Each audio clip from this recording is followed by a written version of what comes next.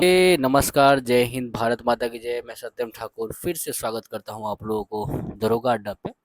Set 5 का 5वां part है और इसमें मैंने 4 तक अपलोड कर दिया है सेट 5 का। और ये रोशन आनंद सर का जो डबल स्टार सीरीज चला था उसका डिस्कशन है, जो कि 4 बार 3 बार बोल बोल के हम आपको याद करवाएंगे। पूरा यूट्यूब पे आपको इतना बार बोल के और याद कराने का सेशन नहीं मिलेगा। आप चाहो तो आजमा लो, ठीक है? ये मेरी गारंटी है। तो चलिए प्रारंभ करते हैं 69 नंबर क्वेश्चन से। क्या कहता है? सिलिका की मात्रा अग्नि चट्टान की अम्लीयता को दर्शाती है। सिलिका की जो मात्रा है वो अग्नि चट्टान की अम्लीयता को दर्शाता है। सिलिका की जो मात्रा है वो अग्नि चट्टानों की अम्लीयता को दर्शाता है। अम्लीय अग्नि चट्टानों में सिलिका की मात्रा लगभग 65 से 85% तक होती है। अम्लीय अग्नि चट्टानों में सिलिका की मात्रा, कहता है कि अम्लीय अग्नि चट्टानों में सिलिका की मात्रा लगभग 65 से 85% तक होती है। सिलिका की मात्रा अधिक होने से अम्लीय मैग्मा का शीतलन तीव्र गति से होता है।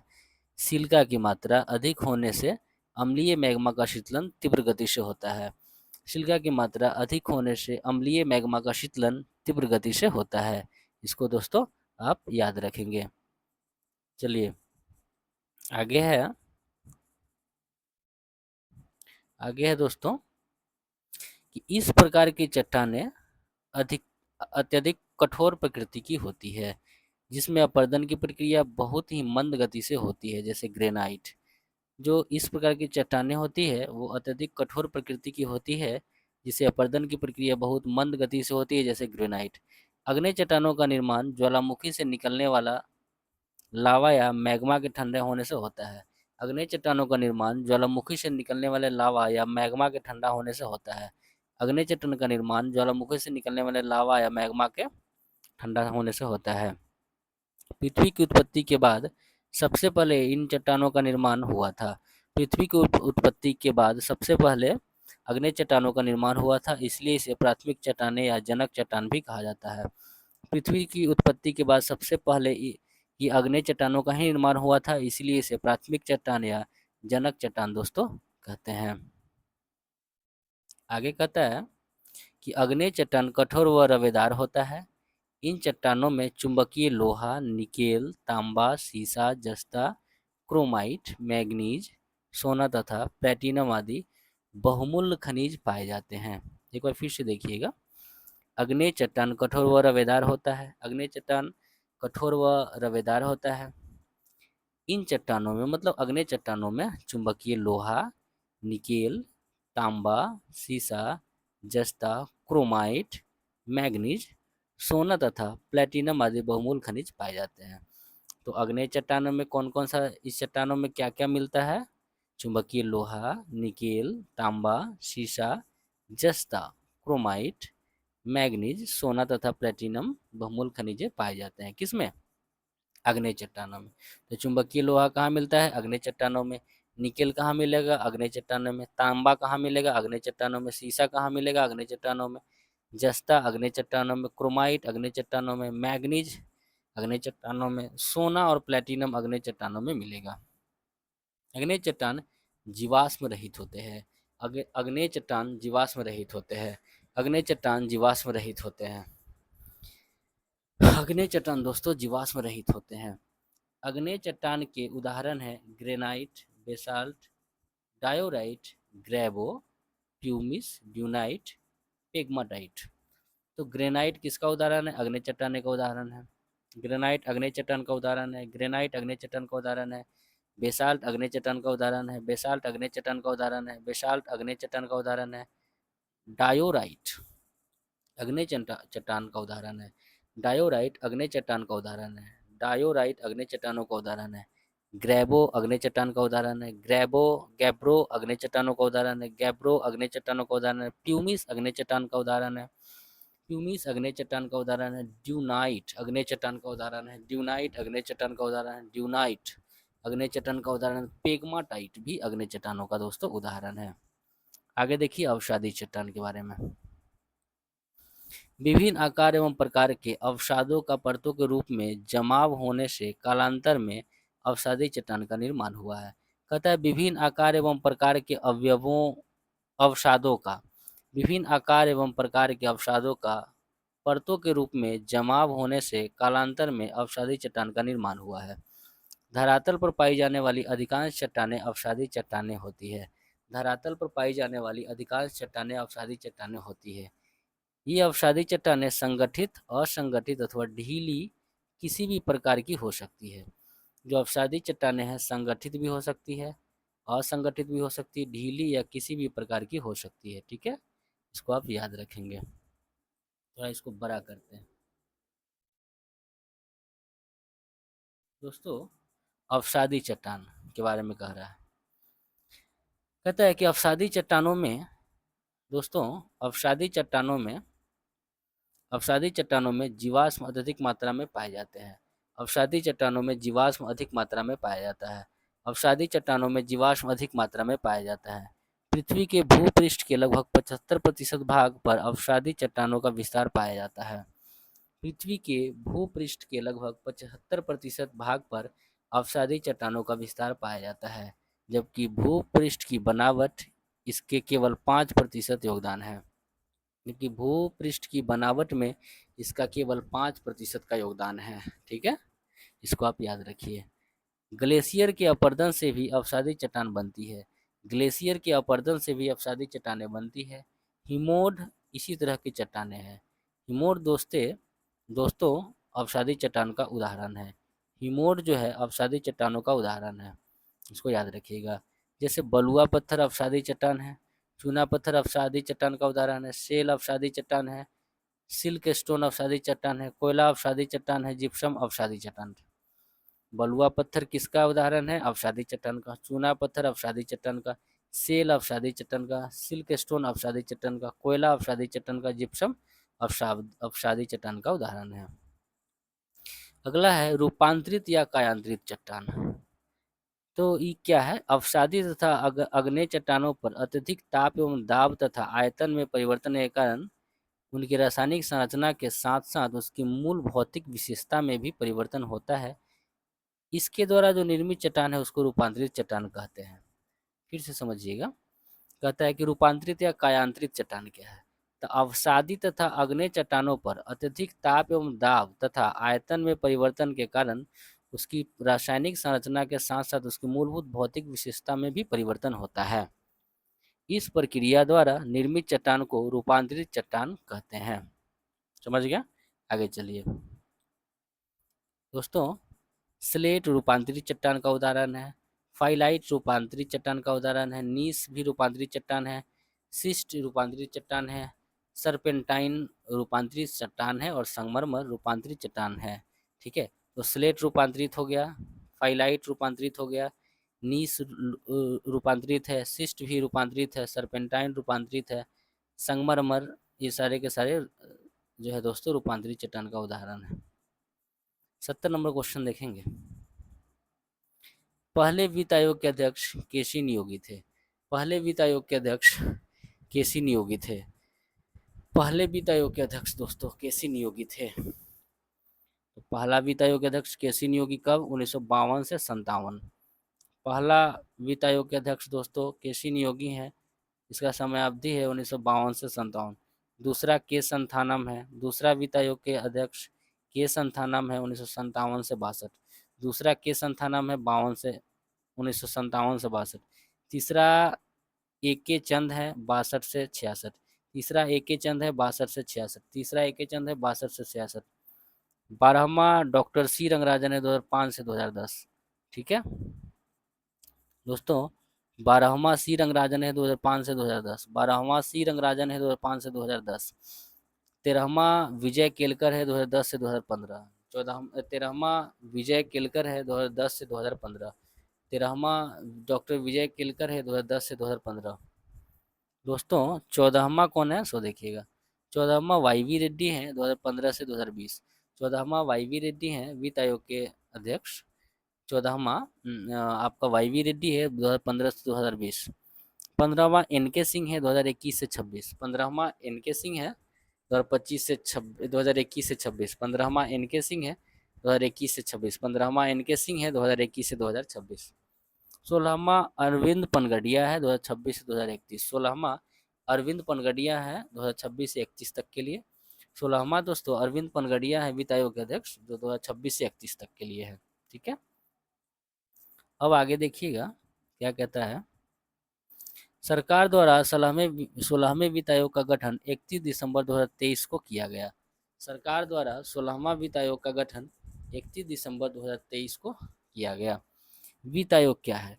संविधान के अनुच्छेद 280 के तहत यह व्यवस्था की गई है कि राष्ट्रपति हर 5 वर्ष बाद यदि आवश्यकता हो तो उससे पहले भी 5 सदस्यीय एक अध्यक्ष और 4 सदस्य वित्त आयोग का गठन करेगा। देखिए वित्त आयोग के बारे में कहता है कि संविधान के अनुच्छेद 280 वित्त आयोग से संबंधित है।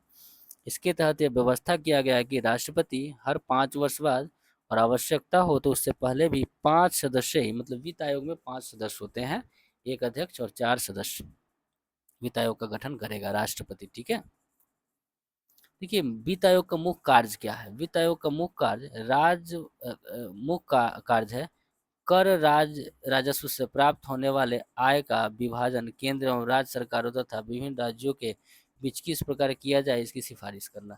वित्त आयोग का मुख्य कार्य है कि राजस्व से प्राप्त होने वाले आय का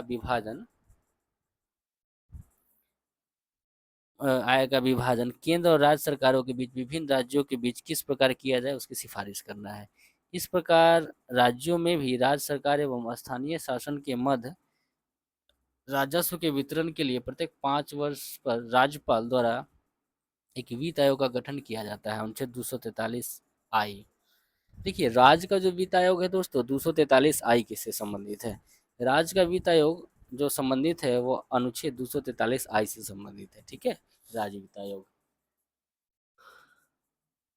71 नंबर क्वेश्चन देखेंगे। शासन प्रबंधन के लिए विजयनगर साम्राज्य बहुत से प्रांतों में बटा हुआ था। शासन प्रबंधन के लिए विजयनगर साम्राज्य बहुत से प्रांतों में बटा हुआ था। इसके विभाजन का क्रम है, सबसे पहले साम्राज्य होता था, फिर राज्य होता था, फिर जिला होता है जिसको कुट्टम या कलवाडू कहते हैं, फिर परगना होता था जिसको नाडू कहते हैं, फिर मेलग्राम होता था, मतलब 50 गांवों का समूह होता था। उसके बाद ग्राम या उर होता था।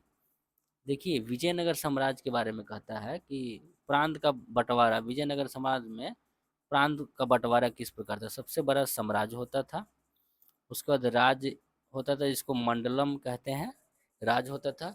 उसका जिला होता था, ठीक है, जिसको कोट्टम या वलवाडू कहते हैं। फिर परगना होता था, फिर मेलग्राम होता था, 50 गांव का समूह, उसका ग्राम या उर होता था। ठीक है दोस्तों, कहता है कि सामान्यतः प्रांतों या राज्य मंडलम में राज परिवार के व्यक्तियों को ही गवर्नर के रूप में नियुक्त किया जाता था। सामान्यतः प्रांत या राज्य में राज परिवार के व्यक्तियों को ही गवर्नर के रूप में दोस्तों नियुक्त किया जाता था। इसको ध्यान रखेंगे। ठीक है, आगे कहता है, दोस्तों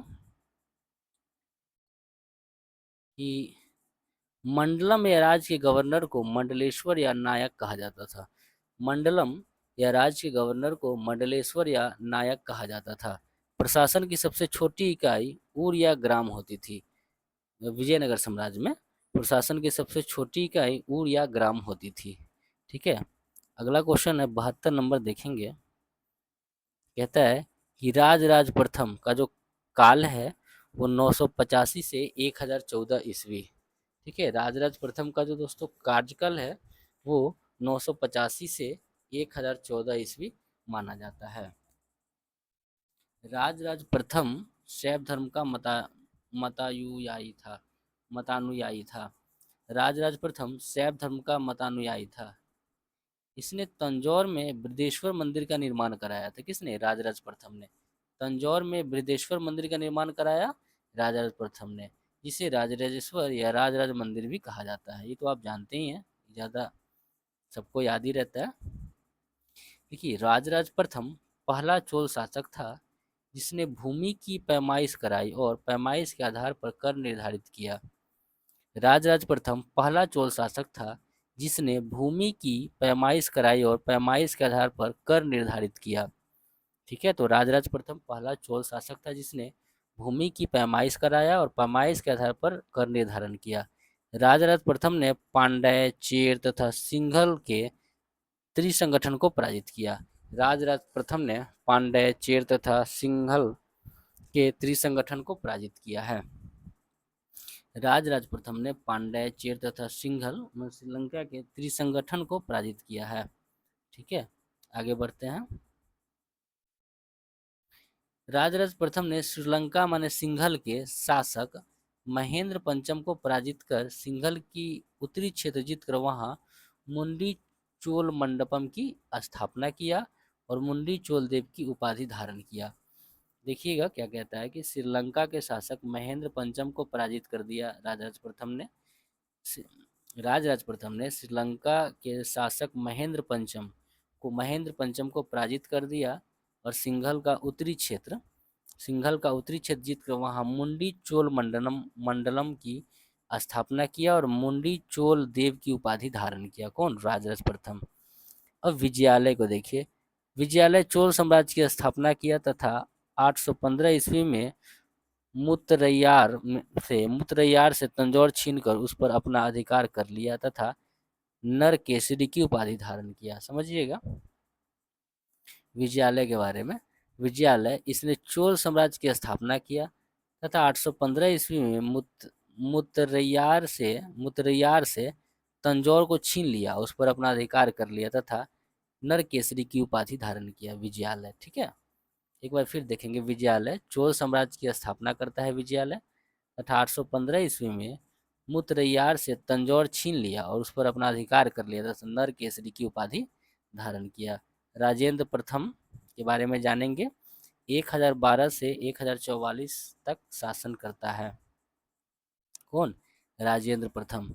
राजेंद्र प्रथम 1012 से 1044 तक शासन किया। यह राजराज प्रथम का पुत्र था। राजराज प्रथम का पुत्र राजेंद्र प्रथम था। राजराज प्रथम का पुत्र राजेंद्र प्रथम था। इसने 1022 में बंगाल का अभियान किया। वहां उसने पाल शासक महिपाल को पराजित कर दिया। राजेंद्र प्रथम ने 1022 ईस्वी में राजेंद्र प्रथम ने 1022 ईस्वी में बंगाल का अभियान किया। वहां उसने पाल शासक महिपाल को पराजित कर दिया। इस अवसर पर उसने गंगैकोंड चोलपुरम नामक नई राजधानी बनाया और गंगैकोंड चोल की उपाधि धारण की। ठीक है। इसमें श्रीलंका के शासक महेंद्र पंचम को पराजित कर श्रीलंका के दक्षिणी हिस्से को जीतकर संपूर्ण श्रीलंका पर अधिकार कर लिया। एक बार फिर से देखेंगे राजेंद्र प्रथम के बारे में क्या कहता है। राजेंद्र प्रथम ने 1022 में बंगाल का अभियान किया। उसने पाल शासक महिपाल को पराजित किया। इस अवसर पर उसने गंगैकोंड चोलपुरम नामक नई राजधानी बनाया। किसने? राजेंद्र प्रथम ने। ठीक है, राजेंद्र प्रथम ने। ठीक है, राजराज प्रथम का पुत्र था राजेंद्र प्रथम। गंगैकोंड चोलपुरम नामक राजधानी बनाया और गंगैकोंड चोल की उपाधि भी धारण किया। इसने श्रीलंका के शासक महेंद्र पंचम को पराजित कर दिया। इसने राजेंद्र प्रथम ने। राजेंद्र प्रथम ने श्रीलंका के शासक महेंद्र पंचम को पराजित कर दिया तथा श्रीलंका के दक्षिणी हिस्से को जीतकर संपूर्ण श्रीलंका पर अधिकार कर लेता है राजेंद्र प्रथम। ठीक है। राजेंद्र तृतीय। राजेंद्र तृतीय यह अंतिम चोल शासक था। राजेंद्र तृतीय अंतिम चोल शासक था दोस्तों। जटावर्मन सुंदर पांडे द्वितीय। जटावर्मन सुंदर पांडे द्वितीय ये ने जटावर्मन सुंदर पांड्य द्वितीय ने राजेंद्र तृतीय को पराजित कर चोल साम्राज्य को पांड्य साम्राज्य में मिला लिया। इस प्रकार चोल साम्राज्य का अंत हो गया। देखिए, राजेंद्र तृतीय तो अंतिम चोल शासक था, लेकिन जटावर्मन सुंदर पांड्य द्वितीय जटावर्मन सुंदर पांड्य द्वितीय ने राजेंद्र तृतीय को पराजित कर दिया, चोल साम्राज्य को पांड्य साम्राज्य में मिला लिया। इस प्रकार चोल साम्राज्य का अंत हो गया।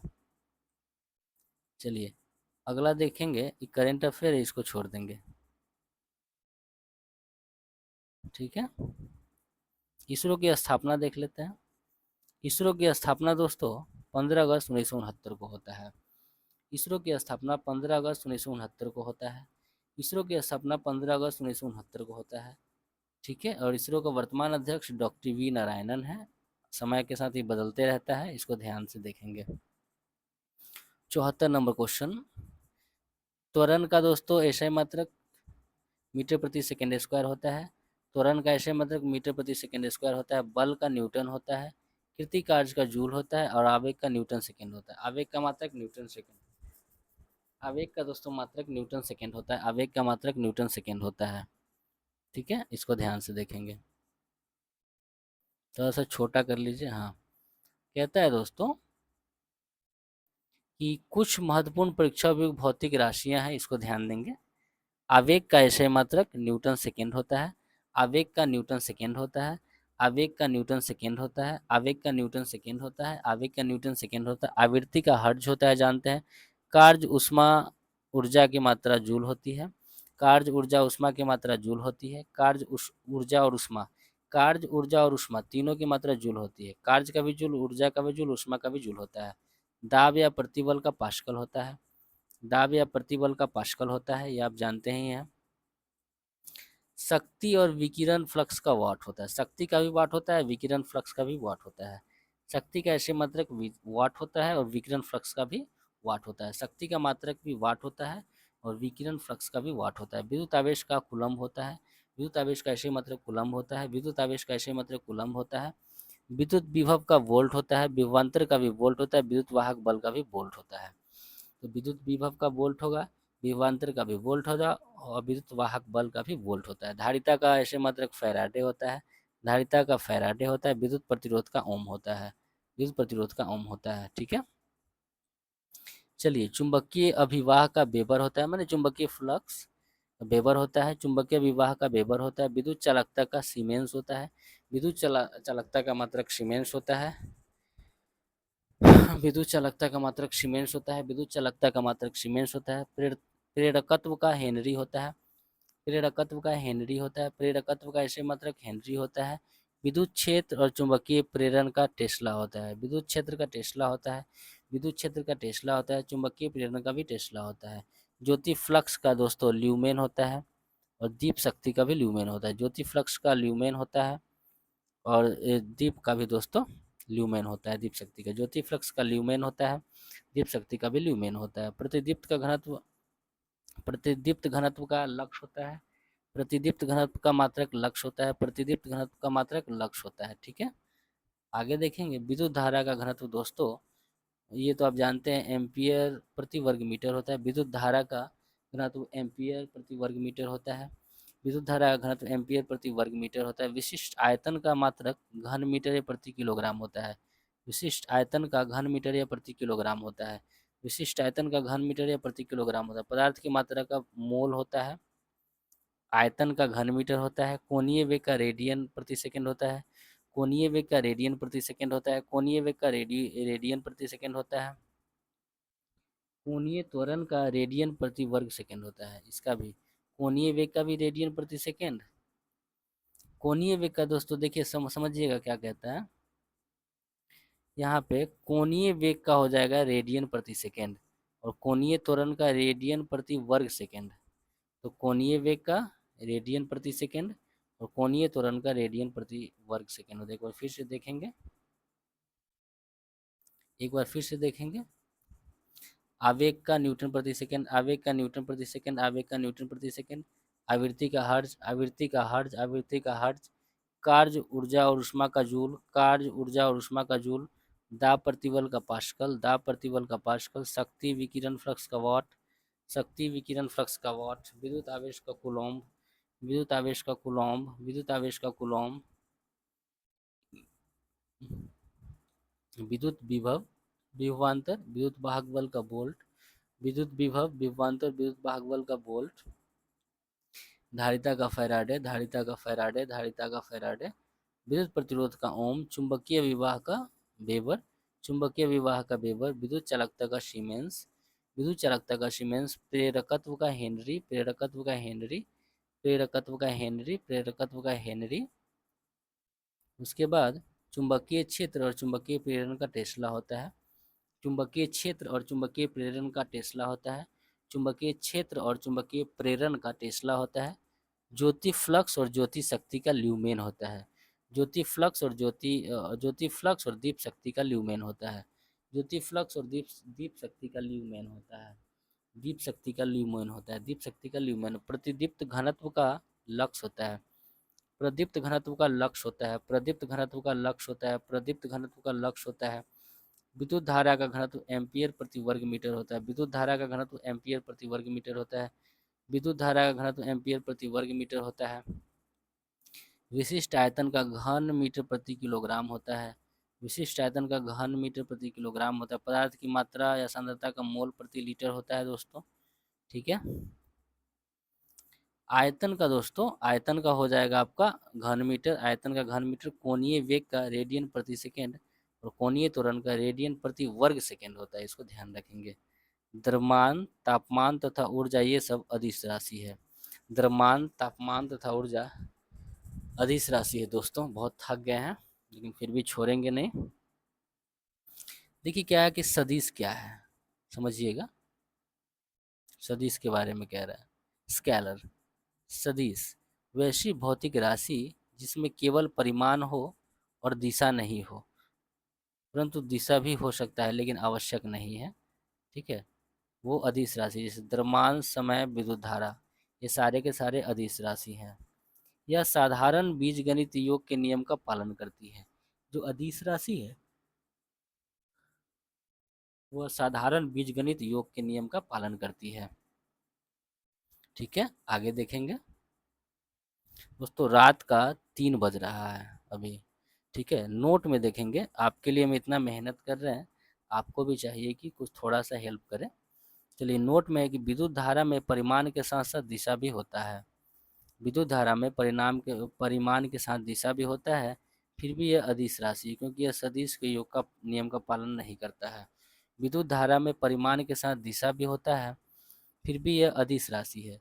विद्युत धारा के परिमाण में बहुत इंपॉर्टेंट है, देखिएगा।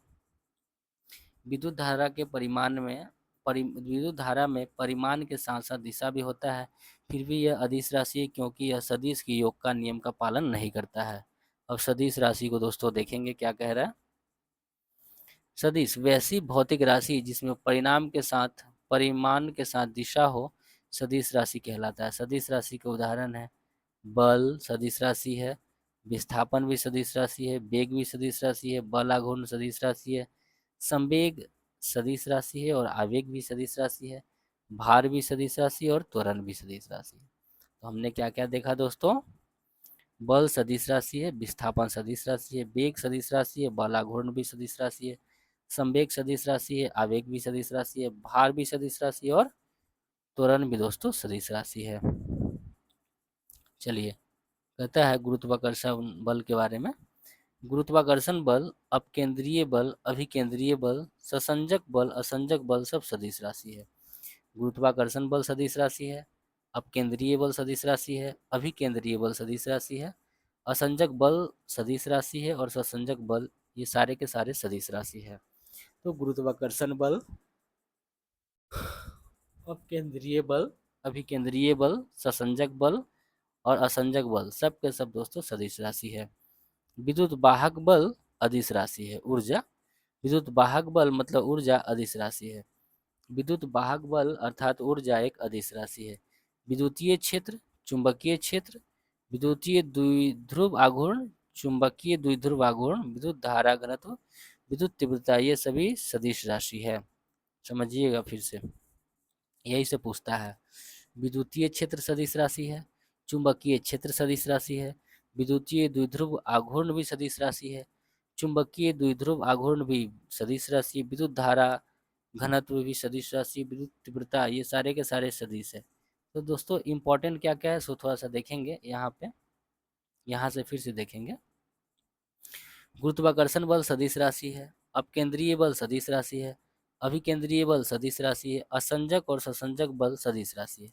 साथ ही साथ दोस्तों विद्युतीय क्षेत्र, देखिए विद्युत वाहक बल तो अदिश राशि है, लेकिन विद्युतीय क्षेत्र सदिश राशि है, चुंबकीय क्षेत्र सदिश राशि है, विद्युतीय द्विध्रुव आघूर्ण भी सदिश राशि है, चुंबकीय द्विध्रुव आघूर्ण भी सदिश राशि है, विद्युत धारा घनत्व भी सदिश राशि है और विद्युत तीव्रता सारे के सारे सदिश राशि है। 76 नंबर क्वेश्चन देखेंगे दोस्तों। न्यूटन गति का तीसरा नियम रॉकेट प्रणोदक में शामिल होता है। न्यूटन गति का दोस्तों तीसरा नियम है रॉकेट प्रणोदक में शामिल होता है। सबसे पहले वस्तुओं की गति के संबंध में गैलीलियो ने, उसके बाद न्यूटन ने अपने विचार प्रस्तुत किया था। सबसे पहले वस्तु के गति के संबंध में गैलीलियो ने, उसके बाद न्यूटन ने विचार प्रस्तुत किया था। ठीक है, वस्तु के गति के संबंध में सबसे पहले गैलीलियो ने, उसके बाद न्यूटन ने विचार प्रस्तुत किया था। न्यूटन के गति के तीसरे नियम के अनुसार प्रत्येक क्रिया के बराबर विपरीत प्रतिक्रिया होती है। ये आप जानते हैं, इसमें समय खोटा नहीं करेंगे। न्यूटन के तीसरा नियम के अनुसार ही रॉकेट की गति उससे निकलने वाले तीव्र गैसीय निकास की प्रतिक्रिया होती है। ठीक है, न्यूटन के प्रथम नियम से बल की परिभाषा प्राप्त होती है। न्यूटन के प्रथम नियम से बल की परिभाषा मिलता है। न्यूटन के प्रथम नियम से बल की परिभाषा मिलता है। न्यूटन के प्रथम नियम से बल की परिभाषा मिलता है। न्यूटन के प्रथम नियम को ही जड़त्व का नियम या गैलीलियो का नियम कहा जाता है। न्यूटन के प्रथम नियम को ही जड़त्व का नियम या गैलीलियो का नियम कहा जाता है। न्यूटन के प्रथम नियम को ही जड़त्व का नियम या गैलीलियो का नियम कहते हैं।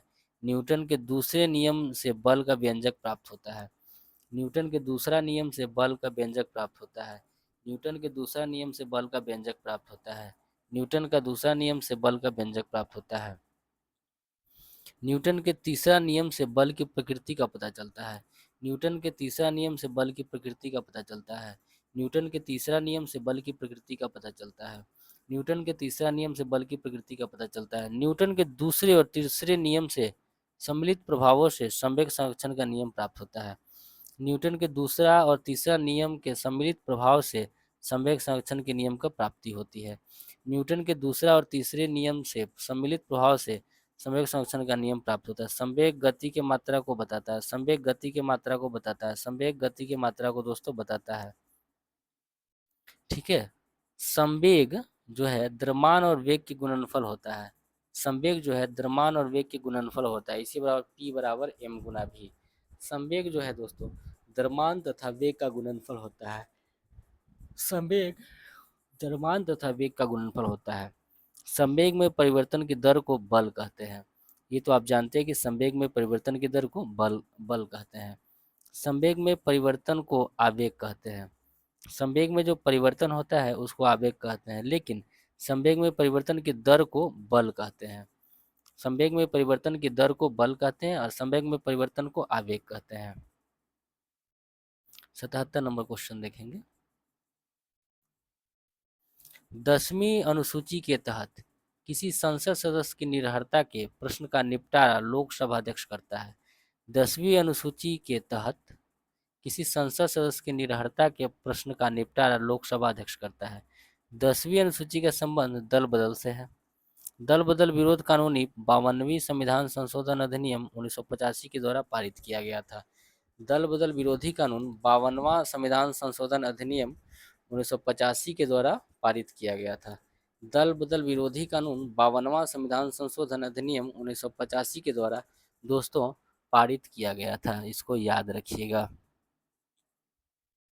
इसका उद्देश्य क्या है? दल बदल कोई पार्टी सदस्य पार्टी के जनादेश का उल्लंघन नहीं करे और अगर वह ऐसा करता है तो उसे सदस्य की सदस्यता हाथ धोना पड़ेगा।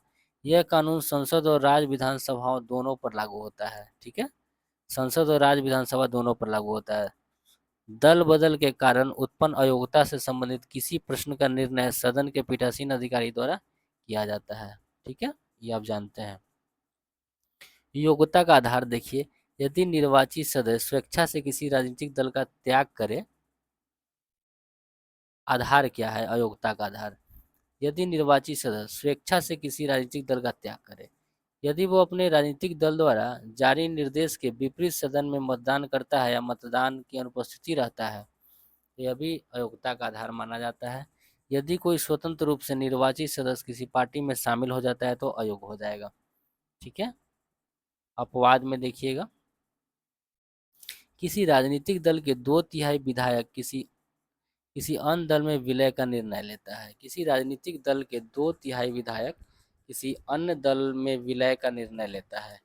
किसी राजनीतिक दल के 2/3 विधायक किसी अन्य दल के विलय का निर्णय लेता है। दोस्तों आगे देखेंगे क्या कह रहा है कि यदि वह अध्यक्ष या स्पीकर के पद पर चयनित हुआ है तब सदन की प्रक्रिया विनियमित करने का व्यवस्था रखने की अध्यक्ष की शक्ति न्यायालय में अधिकार क्षेत्र से बाहर है।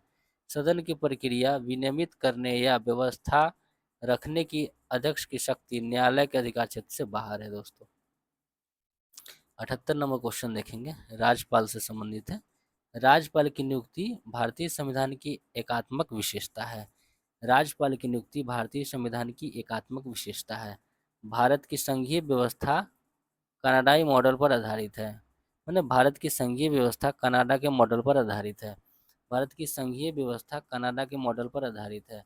भारत की संघीय व्यवस्था दोस्तों कनाडा के मॉडल पर आधारित है। भारतीय संविधान का अनुच्छेद 1 भारत को राज्यों का संघ के रूप में परिभाषित करता है। भारतीय संविधान का अनुच्छेद 1 भारत को राज्यों का संघ के रूप में परिभाषित करता है। भारतीय संविधान का अनुच्छेद 1 भारत को राज्यों का संघ के रूप में परिभाषित करता है। राज्यों को यह अधिकार नहीं है कि वह स्वयं संघ से पृथक हो सके। तो आप जानते हैं विभिन्न राजनीतिक शास्त्री का मत देखिए। विभिन्न राजनीतिक जो शास्त्री है ना उसके मत क्या क्या है उसको देखेंगे। आइवर जेनिंग्स, यह मजबूत केंद्र वाला संघ है। आइवर जेनिंग्स कहता है कि यह मजबूत केंद्र वाला संघ है। मॉरिस जोन्स कहते हैं कि सहमति वाला संघ है। मॉरिस जोन्स कहते हैं कि सहमति वाला संघ है। मॉरिस जोन्स कहते हैं सहमति वाला संघ है। केसी वियर कहते हैं कि अल्पसंघीय है। केसी वियर कहते हैं कि अल्पसंघीय है। तो आइवर जेनिंग्स कहते हैं यह मजबूत केंद्र वाला संघ है। आइवर जेनिंग्स कहते हैं मजबूत केंद्र वाला संघ है। मॉरिस जोन्स कहते हैं सहमति वाला संघ है। मॉरिस जोन्स कहते हैं सहमति वाला संघ है। केसी वियर कहते हैं कि अल्पसंघीय है। कहता है कि भारतीय संविधान की संघात्मक एवं एकात्मक विशेषता। ठीक है, संघात्मक विशेषता क्या है? द्वैध राज पद्धति है, लिखित संविधान है, शक्तियों का विभाजन है, संविधान की सर्वोच्चता है, कठोर संविधान है। संघात्मक विशेषता एक बार फिर देखेंगे। द्वैध राज पद्धति, द्वैध राज पद्धति, लिखित संविधान, शक्तियों का विभाजन, संविधान की सर्वोच्चता, कठोर संविधान। एक बार फिर से देखेंगे। द्वैध राज पद्धति संघात्मक विशेषता है। द्वैध राज पद्धति संघात्मक विशेषता है। द्वैध राज पद्धति संघात्मक विशेषता है। लिखित संविधान संघात्मक विशेषता है। लिखित संविधान संघात्मक विशेषता है। शक्तियों का विभाजन संघात्मक विशेषता है। शक्तियों का विभाजन संघात्मक विशेषता है। संविधान की सर्वोच्चता संघात्मक विशेषता है। संविधान की सर्वोच्चता संघात्मक विशेषता है। संविधान की सर्वोच्चता संघात्मक विशेषता है। कठोर संविधान भी संघात्मक विशेषता है। ठीक है दोस्तों, साथ ही साथ इसमें देखेंगे कि स्वतंत्र न्यायपालिका भी संघात्मक विशेषता है। कहता है दोस्तों स्वतंत्र न्यायपालिका भी संघात्मक विशेषता है। स्वतंत्र न्यायपालिका संघात्मक विशेषता है। स्वतंत्र न्यायपालिका संघात्मक विशेषता है। द्विसदनीय विधायिका भी संघात्मक विशेषता है। द्विसदनीय विधायिका भी संघात्मक विशेषता है। द्विसदनीय विधायिका भी संघात्मक विशेषता है। अब दोस्तों हम आते हैं इसमें एकात्मक विशेषता। देखिएगा, सशक्त केंद्र एकात्मक विशेषता है।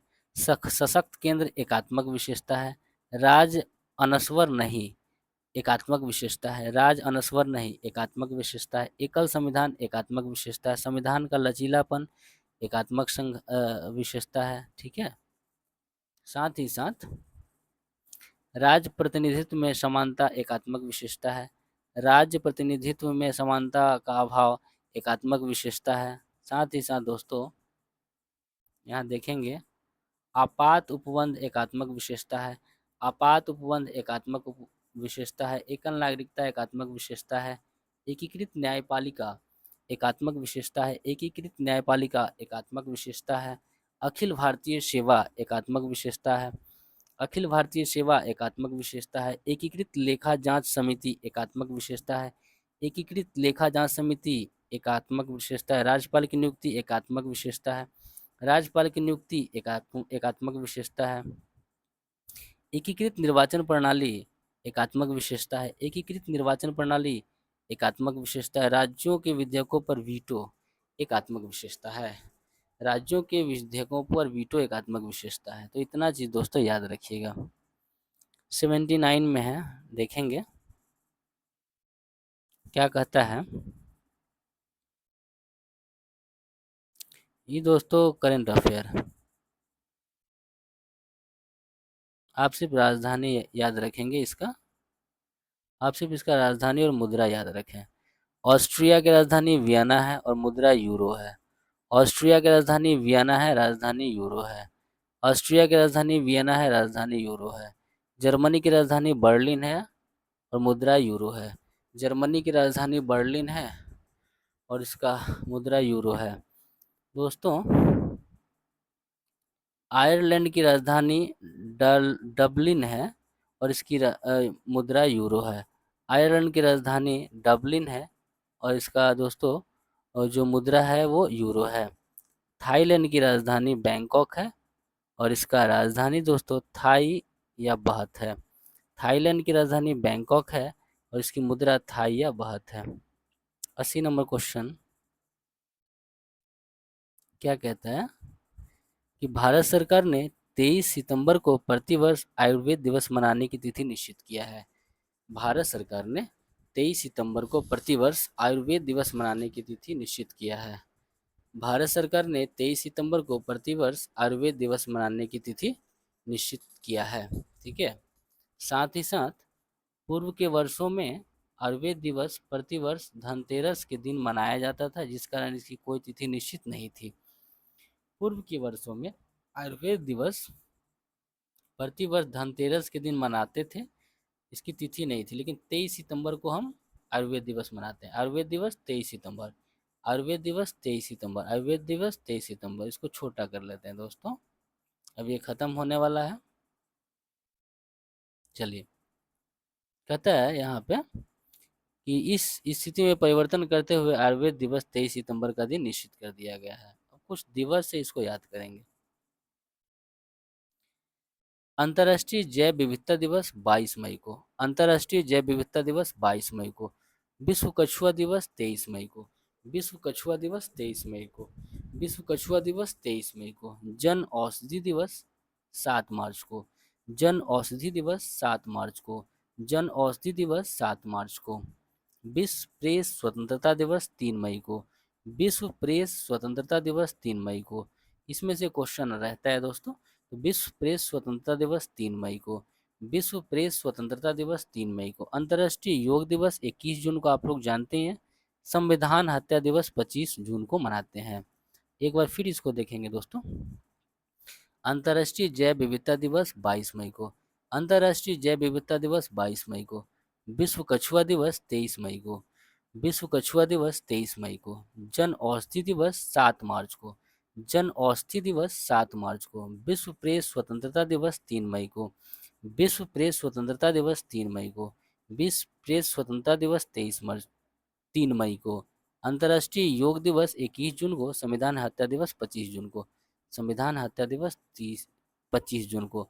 संविधान हत्या दिवस 25 जून को। तो दोस्तों, उम्मीद करते हैं कि सेशन बहुत मज़ेदार लगा होगा और आपको याद भी हुआ होगा। इसको 3-4 बार देखेंगे तो आपको जल्दी जल्दी याद हो जाएगा। तो तब तब तक के लिए स्वस्थ रहें, अपनों का ख्याल रखें और खुश रहें। धन्यवाद।